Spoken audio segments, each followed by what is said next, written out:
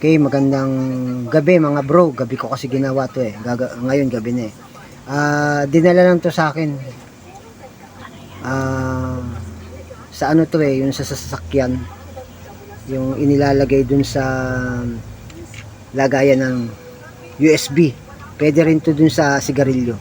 Yan. I-ano ko lang. Binuksan ko na kasi. Yan oh. Yan. Yung meron siyang USB. Yan, USB. Tapos ito ay ano ng sigarilyo na isinasaksak to doon sa sasakyan. Ito yan. Yan, nakaganyan yan. Oh. Yan.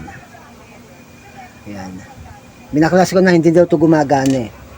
Ibig sabihin, pina-check sa akin bakit hindi daw siya gumagana. Ngayon, ito ang check natin mga bro, kaya hindi to gumagana. Ito.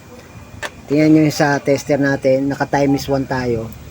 Ayan, kita nyo yung tester natin. Ayan, may ilaw siya, naka time is 1. Ito yan oh, kaya hindi siya gumagana. Ito kasi fuse to eh. Ayan, check natin to papunta rito. Ayan, tingnan nyo sa tester. Wala siyang continuity. Balik dito sa ano ko. Ayan. Ibig sabihin, yung linya, itong fuse open to. Yun lang ang problema niyan. Kung maka-encounter kayo, check nyo to. Yan. Fuse yan, fuse. Tatanggalin lang natin yung ano, tingnan nyo. Tanggalin lang natin. Fuse yan eh.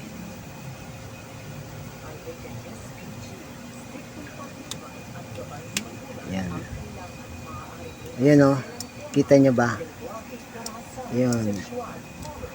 Ayun, nakita nyo, nag-open na siya. Ayun o. Kita nyo, lapit mo ng konti pa. Yan. Fuse yan. Ibig sabihin, open tong fuse na to. Itong fuse na to, open siya, putol.